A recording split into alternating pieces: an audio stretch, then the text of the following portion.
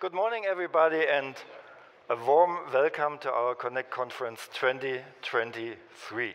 It's a very special one for us, because we've got an anniversary.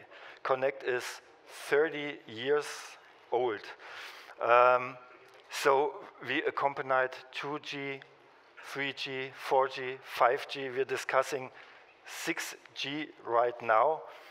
And there's been a lot of movement in the industry, and it's even more movement day by day. I've never seen such a development in news, in new products, in applications that are going on, and I think we have to discuss them regularly.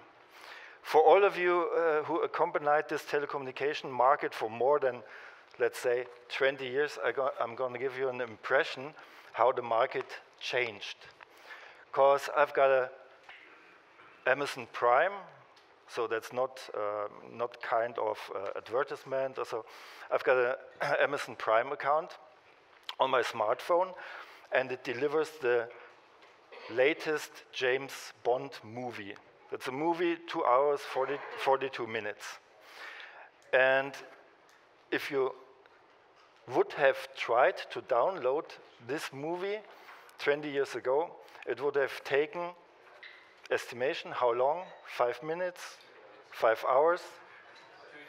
2 days. 2 days? Okay, close. It's 8 days and 0.3 days, so 7 hours. 8.3 days.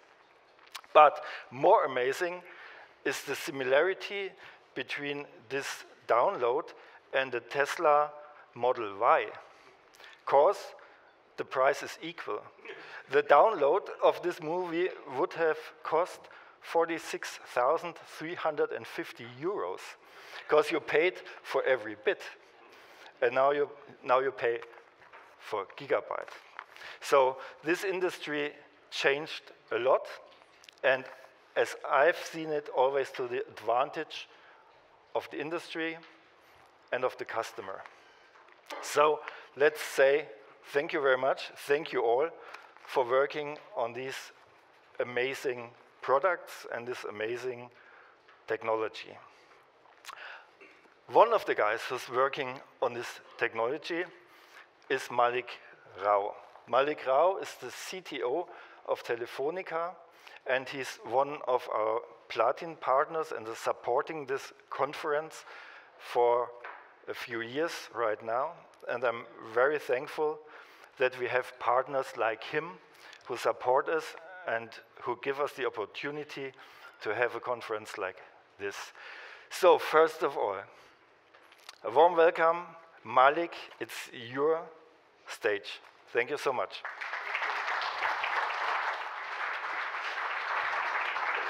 You could have taken the steps, but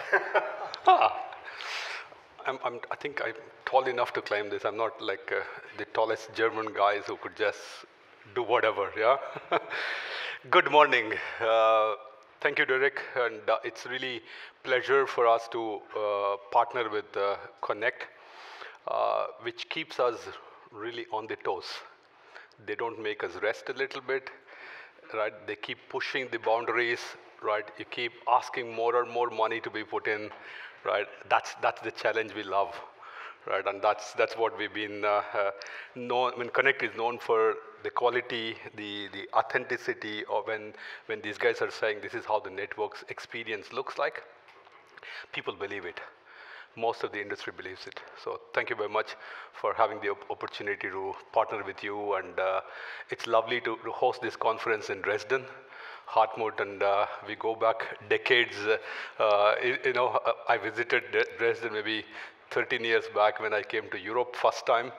And Hartmut said, Mallik, visit my hometown, and I came here. I said, wow, this is a beautiful city. So lovely to be here. And also, it's a pleasure to be part of the evening dinner where we were talking politics, we were talking culture, we were talking about how bureaucracy in Germany can make you sweat. So we were talking everything. It means, why I'm saying this is, it means there is no boundaries for us to exchange our views, exchange our challenges, and explore the opportunities. So that's how I see it. So lovely to be here in Dresden. It's when looked at the topic which Derek and my team were pulling together. I'm normally good in speaking about technology. Digitization should have been easy topic for me. But responsible digitization is something I say, wow, what am I doing? Am I doing a corporate social responsibility speech of my colleague Valentina, or am I doing a CEO speech or CTIO speech? But the moment I looked at the content of what we want to talk about, it really excites me that the digitization with responsibility, how much impact it can have on society, on people, and I realize technology is a conduit, or technology is an enabler for us to deliver the responsible digitization, not only for the customers. Normally, I keep talking a lot about our customers, customer experience, revenues, profitability, but responsibility really stays much above. That's what I realize when I'm doing my pre-read, or maybe this is my third time zone in the last, say, 48 hours, right from Korea to Singapore to this one. I said, shit, man, what am I going to do? Yeah. So when I look at the content, I said, yeah, this is what we as a community need to speak about. We as community really think about in terms of how do we bring the dots together. Because technology is an enabler for us to do digitization, right, a responsible digitization. If you look at 3 or 4 pillars okay, yeah, here. Yeah, I mean, these are the four pillars, I would say. How do we talk about climate change? I know it has been a discussion about, say, 24, 36 months back, a lot of people were talking about. We forgot about it, or maybe we missed it because of the situation we are living in. In Europe, look at who is talking about climate change. Who is talking about, because there is a war happening in Ukraine, and all of us are consumed in that one. But climate doesn't stop. So we really need to think about that also while managing the uncertainty which is there in our lives. So that's one thing which comes out. The second thing is, how do we become more resilient? I mean, COVID definitely taught us what does resiliency means. What does digitization brings to the lives of people? When aircraft is not flying, roads are not being used, only telecommunications was there to support all of us, to stay connected, to add a value. And that brings a lot of resiliency into our, as people, also as businesses. The third one is, how do we do the social justice for the elderly people, right? The haves and have-nots. I mean, people living in sub-Saharan Africa, even today, getting COVID vaccination shot is extremely tough, extremely challenging. So how do we bridge this, and how can technology help? So this is another topic. Then, of course, the disruptive technologies. I mean, I was listening to Sam Altman for the OpenAI. He's been on a worldwide tour. Everywhere AI is coming up. Everywhere the discussions are happening. Discussions are not happening because of technology alone. Discussions are happening, what will this technology have an impact on human race, not impact on business. So that's the kind of discussions the disruptive technologies are bringing in, right? So climate change, essentially, if I look at it, how technologies are enabling to support or to accelerate decarbonization, right? Talking about intelligent power grids, telecommunication plays a critical role in providing the connectivity so that people can work on intelligent power distribution, generation, and transmission, and to the houses and enterprises. I mean, cloudification, digital twins, predictive maintenance. 2 topics, cloudification. I mean, in Germany, to be fair to Deutsche Telekom, I don't want to be the best network, honestly. Derek will say, no, Mallik, you should really challenge. But I say, I want to have as good network. But I want to give run for the money in this market for cloudification, for changing, for disrupting. Because it is a good thing to do, not only for carbon emission, when you're sharing the infrastructure, you're absorbing technology, you're training your people. That's why we picked up the cloudification as one of the biggest initiative in Telefonica. Predictive maintenance. We have avoided in the last 2.5 years using AI close to 20,000 field visits after the systems have gone live, 20,000 a year. Look at the impact what we can create. Today we predict 80% of our events on the network, and close to 20% of the events we don't even go there. You can do remotely. So this is the power of technology, and that's how we are helping in terms of decarbonization or carbon neutrality. As I said, COVID really taught us resiliency within our own ecosystem. Companies who really absorbed the digitization in supply chain, McKinsey studies shows roughly 3 to 4 years acceleration for these companies. I mean, all of us have gone through this COVID. I mean, none of us imagined maybe 3 years back that our contact center agents can be sitting at home and support the customers. We did it overnight. So when things are needed for us to disrupt, we do it. So it's a sense of urgency which is required for us to really build that resiliency within our own ecosystem.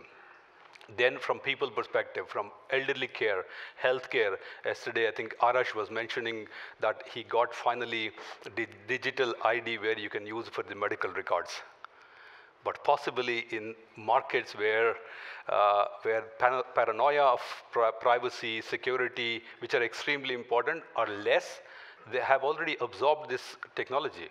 I mean, when I go to rural India or when I go to African countries or where you don't have access to, to the medical facilities, people are using technology seamlessly. I mean, in India, when I went there, I never in my life in the last 3 years carried a single euro or a single rupee in my pocket.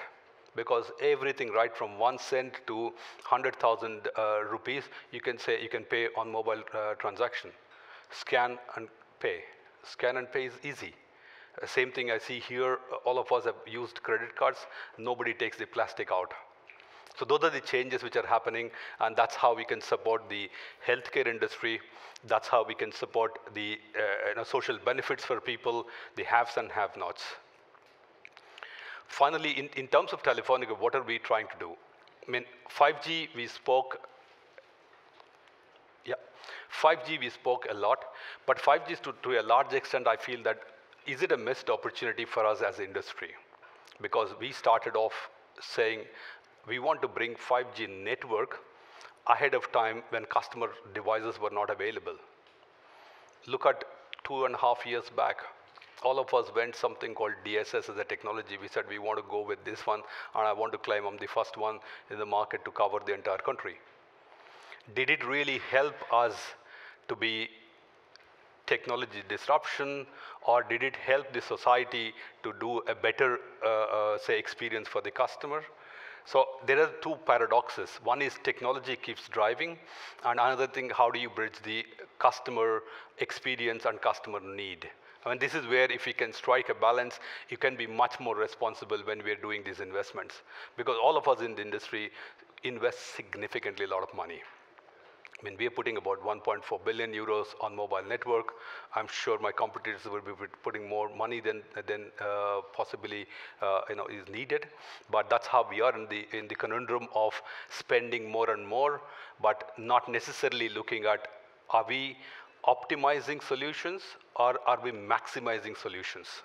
If you maximize everything, you may not be optimally right for environment, right for responsible digitization. And this is a balance which we have to strike, and that's what Telefonica, at least for me, it's extremely important. How do you strike the balance? Right? By saying, yes, I want to pump all the power in the base stations, and this is something which we have been thinking about. Of course, Derek and Connect team will come and say, guys, you need to have maximum power which you need to throw for you to have a best experience for the customer. but we're thinking about, okay, is it really needed for the customers? Because if I look at energy cost in this country, about 3 quarters back, all of us were super worried. We were close to 70% of our energy bills were a shock which is going to come in. We spent about 250 million euros on energy, but the bill was on 1100 euro per gigawatt hour, was costing us 430 million euros. You're not adding a value to the customer. Right? This was a significant challenge. Now, in that sense, we went back and said, how can I really reduce the consumption which is not required? Possibly in the night, I don't need to throw all the power from the base stations, to the users.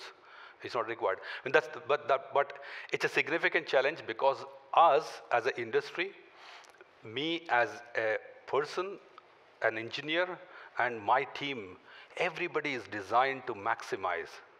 I want to take all the features, I want to take all the power available, I want to throw everything because I want to maximize everything. But the next generation which is going to come up, whether it's AI, right, whether it is ML or the efficiency, these things will force us to be behaving much more responsibly than what we are today. That's the shift which I see in the industry. So maximizing versus optimizing. We need to strike a balance. That's what we're doing here. When I spoke about the use of AI, as I said, predictive maintenance is something which I'm very passionate about. We've been deploying this. The technology will primarily reduce the number of visits to the field. When you visit the field, you need a car, you need a, you spend so much fuel, and then go and take the time and then bring the systems back. How can you avoid this? I mean, we were able to do 10,000 visits to the field.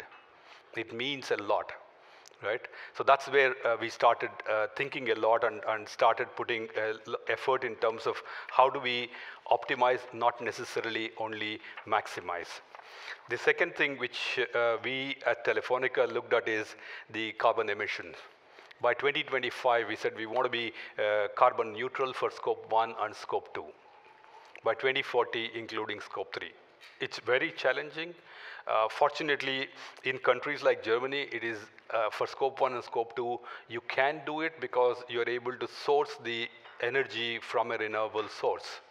But we see in Latin America, in our markets in Chile, Argentina, right? Or maybe if you look at African markets, you don't have a grid. It's only fossil fuel. So we are fortunate in this market where we are able to make these decisions about 2025. We want to be carbon neutral for scope 1, scope 3, and 2040, we would want to go for even scope 3. So this is a big ask, and this is a big, say, about 2 years back when we recalibrated, and then we said, let's put a target for 2025.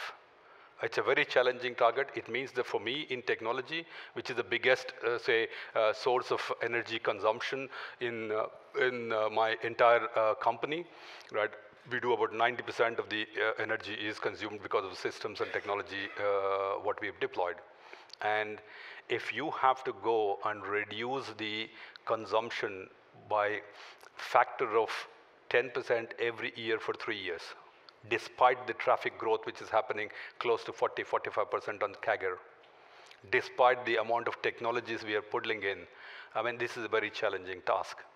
All my base stations have to go to single run or the most efficient technology, so power consumption becomes a significantly important element in making sure that we are carbon neutral by 2025.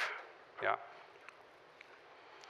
And the other thing which I think about is the whole regulatory landscape, an uncertain regulatory landscape, which is primarily for Europe, right? Because we have the EU Green Deal, we have sustainability agreement in Germany, the agenda in Germany, EU AI Act, EU Data Act.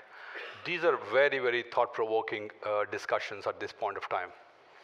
However, Europe will have a significant challenge if we don't solve these things and then move forward. For example, transatlantic deal. for data privacy, data security with hyperscalers. We can't use, or we're restricted to use hyperscaler technologies or cloud technologies primarily because of data security, data privacy discussions, right? So I think this is where you need to really move and make few decisions to move quick and learn on the way. I mean, we had a lot of discussions again with a lot of regulatory bodies. To a large extent, I'm also impressed with the sense of urgency or sense of responsibility the teams are taking. I mean, we are able to bring a lot of telecom workloads into cloud, primarily because of the support from the regulatory environment also. I mean, I don't want to be negative only on one side, right? But at the same time, you need more and more sense of urgency for the EU to really gain on digitization activities in the market. Yeah. And then, of course, comms is at the heart of everything.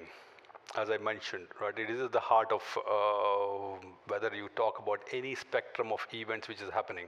Without comms, without telecommunication, without connectivity, without quality of connectivity, you just cannot do anything in any industry. At the same time, we are extremely good in adopting. We have a challenge in disrupting ourselves. We can adopt 4G, 5G, whatever comes to us, both in fiber, fixed line technologies, mobile technologies, we can absorb everything. And we are extremely good in absorbing and adopting. But we are really challenged in terms of disrupting ourselves, right? So disruption is something which is a key. And disruption happens through scale in cloud adoption, scale in AI. I mean, ChatGPT is, of course, will disrupt humanity, or the LLMs will disrupt the humanity. And then we got to be prepared for making these steps, otherwise we fall behind, because technology will not stop, right? The beauty about technology or responsible digitization across the world is today the technology access available to everybody. There is nobody who is deprived of technology, right? So with that, thank you very much for giving me the opportunity, and happy to take any questions or any thoughts if you have with me, or maybe express a little bit of view what Telefonica brings onto the table. Thank you very much.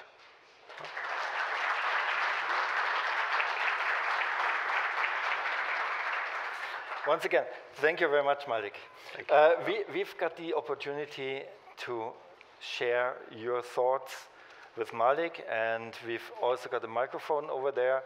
Maybe we can hear what you're saying even without a microphone, but it's your time to ask Mallik your questions. It's too early in the morning, eh? Yeah.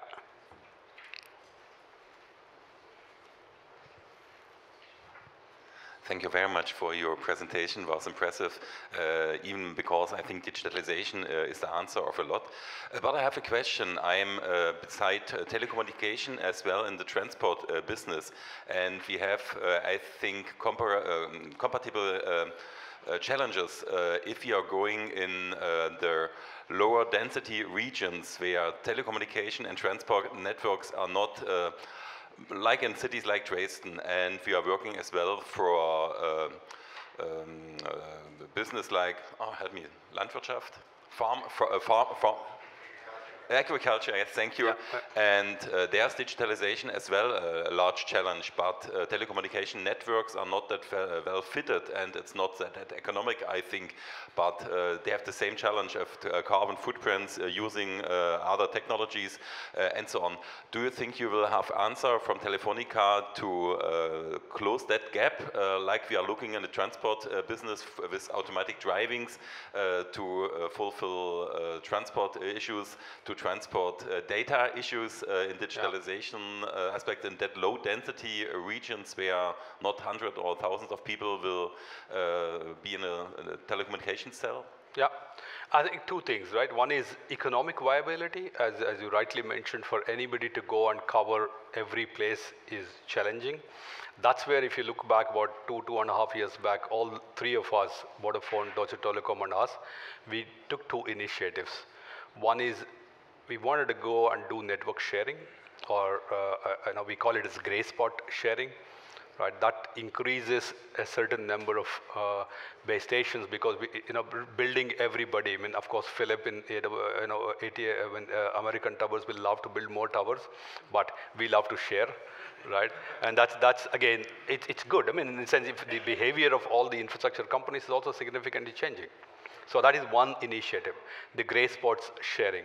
We've done with Deutsche Telekom over 600 of it, Vodafone is on the way. So that's one initiative which can expand, right? The second thing is the whole white spots as a discussions which we had in the industry. Two big issues for that one. The permissions to build infrastructure in Germany, it takes normally about 2 to 3 years in a best case, right? And that is somewhere where I feel it's a bit more sense of urgency which is needed, because again, we calculated about 3 years back 6,000 hotspots, now it's white spots, now it's about 3,000 plus numbers, and that's where we said we want to share the infrastructure. That's the only way to be economically sustainable initiative can happen. Because building each one of us, going and doing it, it's not responsible digitization or responsible network rollouts, because that's what we're doing. Could you think about small mobile solutions that are just existing for small time? If you're talking about small industries like absolutely, yes. absolutely. The challenge in that segment is the need of, let's say, your transport industry. You would say, I want 5G. 5G is the base. Now, where does the 5G comes in from? If you want a capacity, it's 3.6. So you need a big, say 300 megahertz of spectrum between all the three operators need to be radiated. So that's a bit of challenge in terms of need versus what is available. If it was 2G, we could have done it by now. If it was voice, no problem. If it was a 50 megabit kind of throughput need, we would do it. But if the need of the customer, because this country is very, very spread out. You don't have a single city who's taking 20% of the customers or people living in one place, which is a good thing. It's spread out, and that has its own challenges. But I think 2025 should be the place where we do the entire white spots and gray spots extended, and that's where you can bring all the capacities needed. Yeah. Thank you. Thank you. So, the audience is warmed up. Yes. Mallik, excellent speech. What are the most important obstacles in your digitalization journey? What is tough for you? I think for me, adoption. Adoption in this market is 5 years behind what it should be. I mean, I want to be brutal because when I'm seeing so many countries, adoption. I mean, I was just giving an example of Korea about a week back when I went there, 2 weeks back. I'm an Indian passport holder. You can enter into this with automated gate, no problem. Of course, it is secure because you have the digital identity, you have iris, you have fingerprint. When I come back here, even though I hold residence permit of this country, it takes good amount of business itself to say, there are two things which drives the energy. One is legacy, because every new technology is much more efficient than the last technology. 5G, definitely more efficient than 4G. 4G for 3G. So if you look back, we said in the market about 2021, we said we will switch off the entire 3G, which was ahead of time by 12 months. The business took it to say, yeah, let's do it. For example, we are debating, I mean, I can be honest with you, we're debating, why do I need to have 2G networks, 3 2G networks in this market? You could have one network where anybody can host. I have no emotions to that one because it is required for emergency calling. It is required because the automobile industry is very slow to move on to 5G. You might need a 2G network. So those are the discussions which we are having in the industry, right? So driving towards it. The second thing, of course, a very good debate inside Telefonica. When do we have 5G standalone only? I don't want to have 5G NSA because it is inefficient. By default, it's inefficient. So there is definitely a change. If I compare 3 years back today, a significant change. Yeah. And AI will force us. The ChatGPT kind of technologies will force us. And it's good. It's a good thing for the environment. It's good for sustainability. Good for all of us that we are not burdened with the legacy. Yeah. Thank you.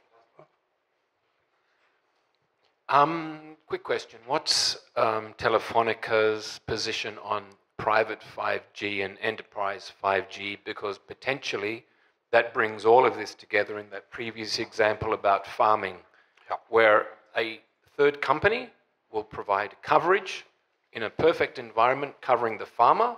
He can reduce his diesel costs by having automated or autonomous farming vehicles. And a third company will do that. They'll come in quickly. They'll build a standalone 5G network independent of the mobile operators and increase this speed that we're all talking about here, that it's all just far too slow. So what's your position on enterprise 5G and the impact that they will make on you as an MNO?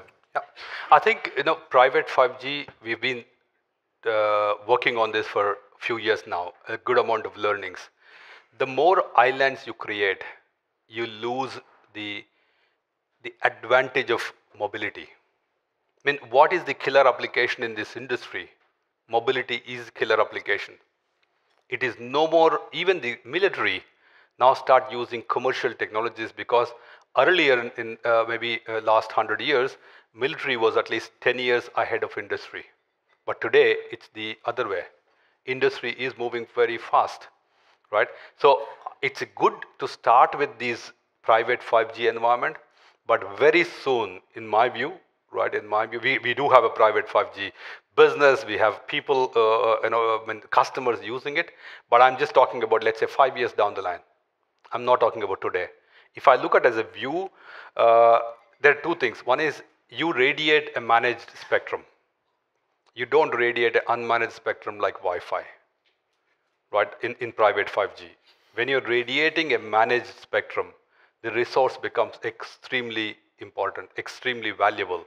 Today, Germany decided 100 megahertz of spectrum for industry spectrum. How much of traffic is sitting on those networks? How many use cases are being deployed in that spectrum is abysmal.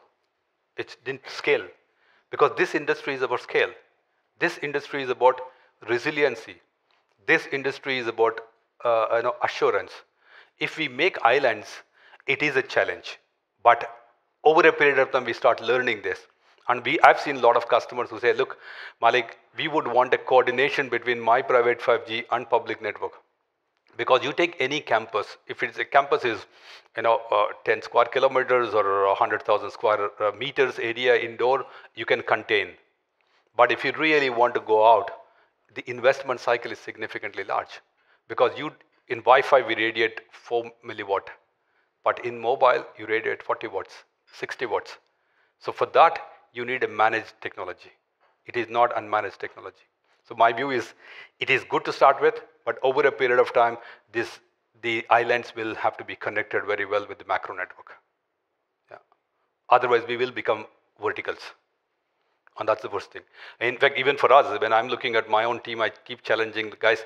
We come with the mindset that I want to build a vertical stack in every base station. I want 3G, I want 4G, I want 5G, I will want 6G, and that's how we think. But that's where I'm pushing the team or industry that 5G standalone is first technology which cannot necessarily depend on legacy. This is the first technology, right? In mobile industry, 5G standalone, nothing to do with the legacy. You can create a 5G standalone and just slice and across the networks. So these technologies will help in avoiding the landmines of islands. Henning? Hello, Richard from Whalebone. So you spoke about the adoption, and then perhaps there is a 5 years delay in adopting some of the seamless technologies. So from the O2 Telefonica perspective, or perhaps your personal perspective, what would be the most important thing to drive the adoption higher or to catch up with the adoption of these? I think it is consultation. It's more and more consultation, more and more speaking in the market, more and more showing them to the market that data security, privacy, digitization is not harmful for people. That is something which we need as industry, representatives. That's where we have to over-communicate to the society, because not everybody understands technology. Right, and that's where I see in Germany the challenge. I mean, some of the markets, like Eastern markets, right, Japan or Korea, these markets adopt seamlessly from day one, because there is two things. One is need, and second is desire. In Germany, the need is not there, so a desire is also not there. But in those markets, the need and desire both have to coexist. Otherwise, you are left out in the wave of digitization. So, for me, building the confidence, explaining it is safer. You can provide data security. We are not using customer as a commodity, right? And that is where I think telecommunications, we underestimate that value which we bring into the table, and people don't really appreciate that, because we have not communicated. We don't use customer data as a commodity, period. It's nothing. I mean, if you look at all the internet companies, you're a commodity. And they don't have any shame to say, yeah, I use it. And that's what you're signing for. But telecom has been a bit more conservative in going and explaining to the people that we are building confidence. We also have a lot of regulatory challenges within our own ecosystem.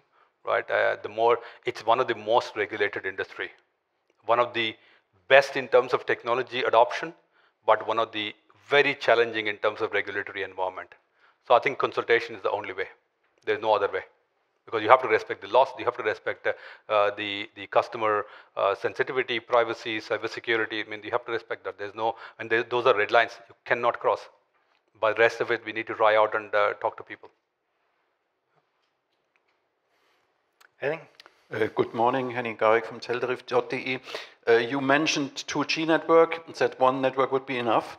Do you dare to say a date when you will switch off to 2G in Germany, which could bring a push to the industry to change the radio sets? And would you also dare to say a date for starting SA, 5G SA in your network?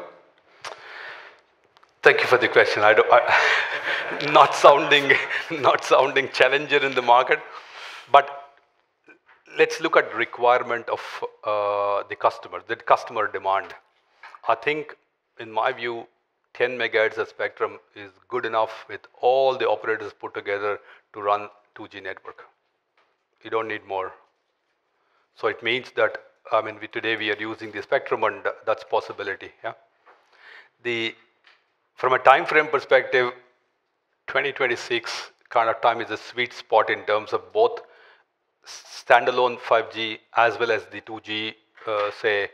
When you want to have a common network, you want to have a minimized network for each operator. That is tactic which we have to work with in industry. But if I take Telefónica, I mean, 2.5 megahertz of spectrum, the 200 kilohertz of spectrum is good enough in 2026 for me to run my own 2G, M2M, the so-called devices. Yeah. On 5G standalone, again, this industry is about scale. If you do 10% of the consumption on 5G standalone, it's not going to help. My guess is, again, 2025, 2026, we will have at least 30 to 40% of my existing customer base will have standalone 5G. And that's when you start moving into standalone 5G, at least 30 to 40% or 50% of the traffic. Then you have ability to do both. So 25, 26 for me is a sweet spot in both getting rid of legacy and also taking the whole 5G standalone at a scale in the market. Thank you. Thank you very much. It'll be written within 15 minutes. Oh, God. You're going to read your statement at 10:30, as far as I know. No, you don't put me into trouble. So once again, thank you very much, Mallik. And I remember that you promised to be here last year. Yes. And you kept your promise. Yes, absolutely. So I just came in the day before yesterday. I said, I have to come here. So just let me know what your schedule is for the next year, so we can plan the conference accordingly. Come on. So, I'm not that busy guy. I'm not busy. I have a good team, so I go on a holiday. Thank you so much. Thank you. Thank you very much.